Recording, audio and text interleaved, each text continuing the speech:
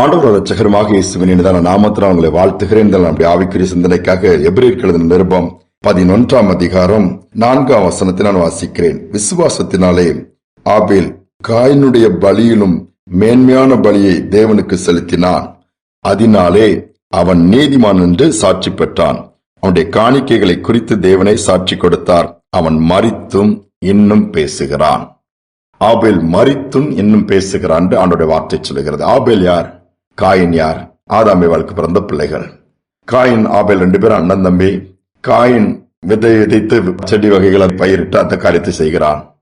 ஆபேல் ஆடுகளை வைத்து வழுகிறான். 2 பேரும் ஆண்டவருக்கு பலியிடுகிறாங்க.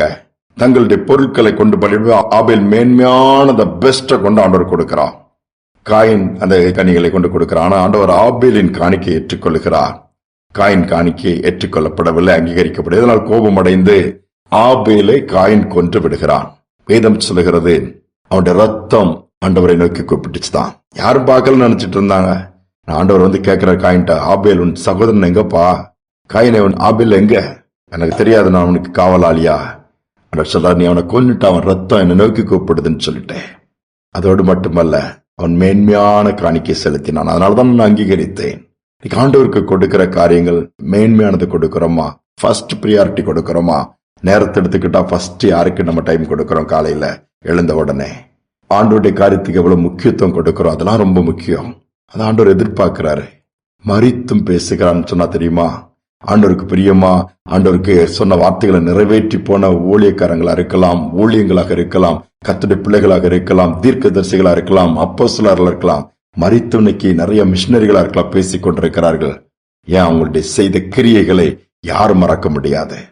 இன்னைக்கு நம்முடைய வாழ்க்கை எப்படி இருக்கு? சொல்லுக்கிற அளவுக்கு இருக்கிறதா? அதை தான் ஆண்டவர் எதிர்பார்க்கிறாரு. அமெரிக்க தேசத்துல ஆபிரகாம் லிங்கன் ஜனாதிபதியை குறித்து பேசப்படாத ஆட்கள் இருக்காது, நாட்கள் இருக்காது. அதை மறக்க முடியாது. சரித்திரம் அதை மறக்காது. ஒரு நாள் ஒரு தகப்பன் தன்னுடைய சிறு குழந்தைய தோல்ல வச்சுட்டு அந்த வழியா போகும்போது ஆபிரகாம் லிங்கன் வீடு வருது. அதை வந்து அரசு தன்னுடைய கட்டுப்பாட்டுக்குள் எடுத்து அதை மற்றவர்கள் பார்வையிடுவதற்காக வைத்திருக்கிறாங்க. போகும்போது தகப்பன் அந்த குட்டி பையன் தோல்ல இருக்க பயன்போது, டேய் பாருடா, அது நம்முடைய முன்னாள் ஜனாதிபதி ஆபிரகாம் லிங்கனுடைய வீடு. அவன் பாக்குறான், அந்த வீடு அழகா இருக்குது, புதுப்பிக்கப்பட்ட நல்லா இருக்குது. அதுக்குள்ள ஒரு லைட் எப்பனாலும் எரிஞ்சுக்கிட்டே இருக்குது. அந்த குட்டி பையன் சொன்னான், டேடி ஆபிரகாம் லிங்கன் இறந்து போயிட்டாருன்னு சொல்றீங்க, ஆனா அந்த லைட் அவர் அணைக்க மறந்துட்டாரோ, என்ன எரிஞ்சுட்டே இருக்குன்னு சொல்லி கேட்டாப்லையா? அந்த தகப்பன் சொன்னால, இல்ல, அந்த லைட் அணையாது. அவர் இறந்தும் இன்னைக்கும் அவர் செய்த கிரியைகள் தேசத்துல பேசிட்டு இருக்குது. அடிமைத்தனத்தின் நுகத்தை மாற்றினாரு. மனிதர்கள் விற்கப்பட்டு சந்தையில மனிதர்களால் எடுக்கப்பட்டு வாங்கப்படுகிற காரியங்கள்லாம் ஒழித்தார். பலத்த மாற்றங்களை கொண்டு வந்தாரு. ஆண்டவரை மகிமைப்படுத்தினாரு. அது இன்னைக்கும் மறக்க முடியாது. நீனும் அறிஞ்சுக்கணும். அதனால தான் உனக்கு இதை குட்டி காமிக்கிறேன் மாதிரி ஒரு லைட் இன்னும் எரிந்துட்டு இருக்கு. காரணம் ஸ்டில் அவர் இன்னும் எரிந்து கொண்டு இருக்க பிரகாசிச்சு அவருடைய செயல்கள் இன்னும் மறக்கப்படவில்லை, மறுக்க முடியாது. அதான் உண்மைன்னு சொன்னாரா? யோசித்து பாருங்க, எவ்வளவு உண்மை. இன்னைக்கு நம்முடைய வாழ்க்கை இன்னைக்கு சற்று சிந்தித்து பார்ப்போம். நம்ம குறிச்சு ஆண்டவர் சாட்சி கொடுக்கிறாரா? இல்ல நம்முடைய கிரியைகள் இன்னைக்கு எப்படி பேசுது? எப்படிப்பட்ட கிரியைகளை நாம செய்யறோம்? இந்த உலக வாழ்க்கை நிரந்தரமற்றது. நம்முடைய கிரியைகளுக்கு தக்க பலனை தான் ஆண்டவர் கொடுக்க போறாரு. அவன் மரித்து இன்னும் பேசுகிறான். இன்னைக்கு அப்படி சொல்ல முடியுமா? கல்லறை தோட்டத்துக்கு போறோம், அப்படி பேசுகிற ஒரு ஆட்களை பார்க்க முடியுமா? கர்த்தர் இன்னைக்கு எதிர்பார்க்கிறாரு. நம்முடைய கிரியைகள் ரொம்ப முக்கியம்.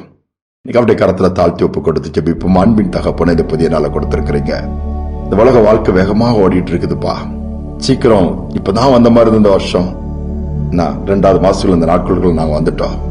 நம்முடைய கிருபை தாங்குது. அதே நேரத்தில் நாங்க இன்னும் செயல்பட, இன்னும் உண்மை மகிமைப்படுத்த, எங்கள் கிரியைகளினால் உண்மை வெளிப்படுத்த எங்களுக்கு உதவி செய்யுங்க. மனுஷர் உங்கள் நற்கிரிகளை கண்டு பரலோகத்தில் இருக்கிற பிதாவை மகிமைப்படுத்தும்படி உங்கள் வெளிச்சம் அவர்களுக்கு முன்பாக பிரகாசிக்க கடவுள்னு சொன்னீங்களப்பா. உதவி செய்யுங்க. இதை கேட்கிற ஒவ்வொரு பிள்ளைகளுடைய கிரியைகளும் அங்கீகரிக்கப்படட்டும், நாம உயர்த்தப்படட்டும்.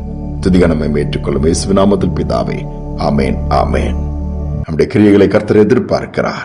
அவருக்கு பிரியமா இருக்கும்படியா எதிர்பார்க்கிறார். அந்த எதிர்பார்ப்பின்படி நம்முடைய வாழ்க்கை இருக்கும் பொழுது எப்பொழுதும் நாம் பேசுகிறவர்களாக இருப்போம்.